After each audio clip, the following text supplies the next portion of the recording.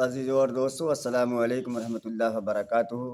हज़रात, ओज़ू किन चीज़ों से टूट जाता है, इसके मसाइल आप हज़रात के सामने पेश किए जा रहे थे, लेकिन उसमें से कुछ बातें रह गई हैं जो आपकी खिदमत में पेश करने की कोशिश कर रहा हूँ। और इसके बाद गुस्ल के बयान की तरफ आप मुखातिब करेंगे आप सबको। लिहाजा वीडियो शुरू करने से पहले मैं आप हज़रात से दरख्वास्त करता हूँ, अगर मेरी वीडियो उलमा हज़रात की या जो दीन के जानकार लोग हैं, अगर उनके निगाहों के सामने पड़ती है और मेरी वीडियो में कोई भी कमी, कोई गलती, कोई गुस्ताखी या कुछ गलत अल्फाज मिलते हों, तो मैं आप हज़रात से गुजारिश करता हूँ कि कमेंट करके मुझे नसीहत करें। तो आइए शुरू करते हैं। बिस्मिल्लाहिर्रहमानिर्रहीम। वज़ू के बाद किसी का सत्र देख लेना या अपना सत्र खुल गया या नंगा होकर नहाया और नंगे ही नंगे वज़ू किया, तो उस वक्त उसका वज़ू तो दुरुस्त है, फिर वज़ू दोहराने की ज़रूरत नहीं। अलबत्ता लाचारी के किसी का सत्र देखना या अपना सत्र दिखलाना बहुत बड़े गुनाह की बात है।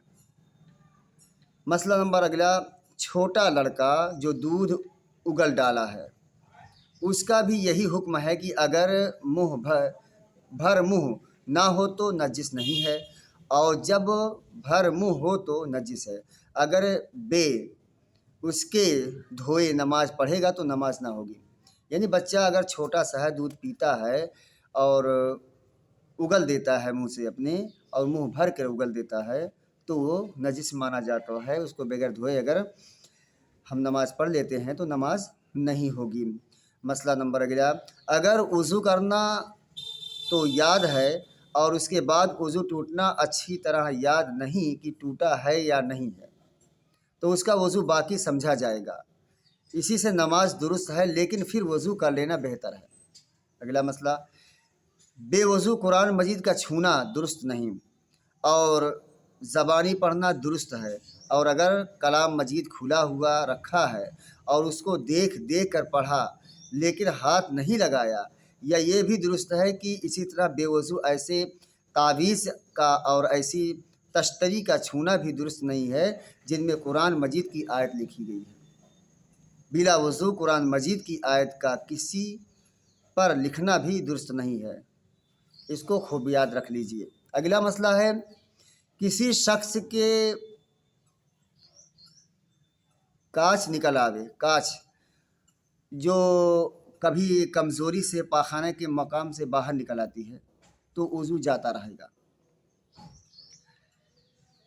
मसला अगला है, नमाज में कोई शख्स सो जाए और सोने की हालत में कहकहा मार कर हंसे तो वज़ू न जाएगा। नमाज में कोई शख्स सो जाए और सोने की हालत में कहकहा मार कर हंसे तो वज़ू न जाएगा। अगला मसला है, आइए हम गुस्ल की बयान की तरफ चलते हैं। तो गुस्ल का बयान का जो मसला है, आप हज़रात समाअत फरमाएँ। गुस्ल करने वाले को चाहिए कि पहले गट्टों तक दोनों हाथ धोए। हम आप ऐसे ही नहा लेते हैं, पानी फेंक कर नहा लेते हैं, तालाब में डुबकी लगा के नहा लेते हैं, नदियों में डूब कर नहा लेते हैं, तो हम अपने आप को समझते हैं कि हम पाक साफ़ हो गए हैं, हमारा गुस्ल हो गया। तो ऐसा नहीं है। गुस्ल के कुछ तरीक़े हैं, उन तरीक़ों पर हमें चलना चाहिए। तो गुस्ल के बयान में हम एक तरीक़ा आप हज़रात के सामने पेश कर रहे हैं। तो गुस्ल करने वाले को चाहिए कि पहले गट्टों तक दोनों हाथ धोए, पहले गट्टों तक दोनों हाथ धोए, फिर इस्तिंजे की जगह धोए। पेशाब और पाखाने की जगह जो है, उसे दोनों जगहों को अच्छी तरीके से धोए। हाथ और इस्तिंजे की जगह पर निजासत हो तो भी और ना हो तब भी, चाहे तुम्हारे पाखाना के रास्ते या तुम्हारे पेशाब के रास्ते में अगर कोई निजासत लगी है तब भी आपको धुलना है, और अगर नहीं लगी है फिर भी आपको गुस्ल करते वक्त धुलना ही पड़ेगा। फिर जहाँ जहाँ बदन पर निजासत लगी हो, पाक करके फिर वज़ू करें। जहाँ जहाँ पर, जैसे मालूम है हमने गुस्ल किया, हमने घुटनों तक हाथ धो लिया है और अपने पेशाब और पाखाने के रास्ते पर यानी नजासत के रास्ते पर जो है हमने उसको अच्छी तरह धुल लिया है। और फिर हमें एहसास हुआ कि हमारे हाथ में कहीं नजासत लगी है, हमारे कमर में नजासत लगी है, हमारे पैर में नजासत लगी है, तो उस नजासत को हमें पहले धुलना होगा और नजासत को धुलने के बाद वज़ू करना होगा। और अगर किसी चौकी या पत्थर पर गुस्ल करता हो तो वज़ू करते वक्त पैर भी धो लेवे। और अगर ऐसी जगह है कि पैर फिर भर जाएंगे और गुस्ल के बाद फिर धोना पड़ेगा तो सारा वज़ू करे मगर पैर ना धोए। अब कहने का मतलब ये है कि अगर इंसान गुस्ल करते वक्त अगर किसी चौकी या तख्त है उस पर बैठकर या गुस्ल कर रहा है, या कोई पत्थर है या कोई फर्श है, अच्छा फर्श है जहाँ पानी रुकता ना हो, पानी गिरे और बह जाए, तो उस पर अगर गुस्ल कर रहा है तो उस गुस्ल में जो वज़ू करने का हुक्म आया है तो वज़ू करते वक्त जो है वो अपने पैर को भी धो सकता है।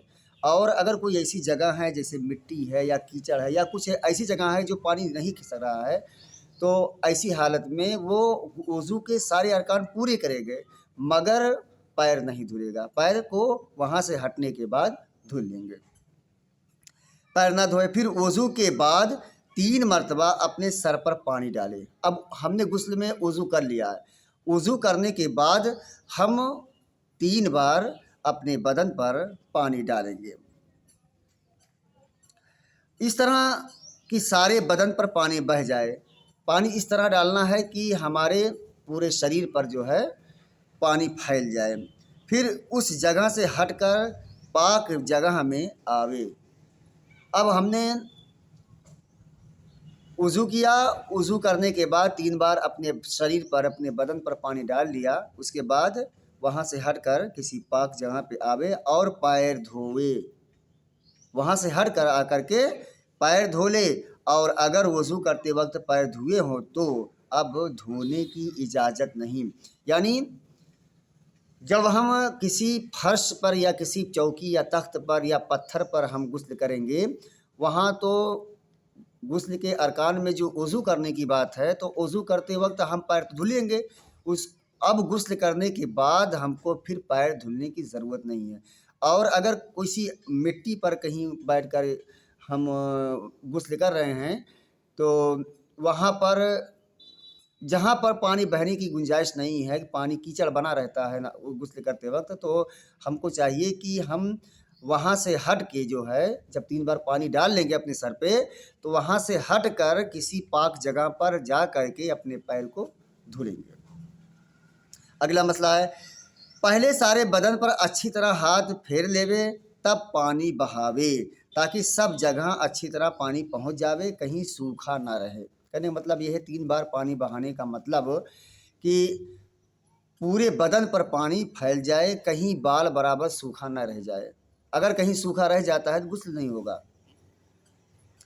अगला मसला है, गुस्ल का ये तरीका जो हमने बयान किया सुन्नत के मुवाफिक है। इसमें से बासी चीज़ें फ़र्ज हैं कि उनके गुस्ल दुरुस्त नहीं हो सकता। कुछ इसमें फ़र्ज भी है, अगर उसको नहीं किया जाएगा तो गुस्ल नहीं हो सकता। आदमी नापाक ही रहेगा चाहे वो कितना पानी अपने सर पे बहा डाले, कितना भी देर तक जो है नदी तालाब में डुबकियां लगाता रहे, लेकिन वो नापाक ही रहेगा। और बासी चीज़ें सुन्नत हैं, उनके करने से सवाब मिलता है और अगर ना करे तो भी गुस्ल हो जाता है। तो ये रहे हजरात गुस्ल के बयान में। हो सकता है हजरात कोई समझ में आ गया हो, आप लोग पसंद करें। आइए, खुदा हाफिज़, अस्सलाम वालेकुम।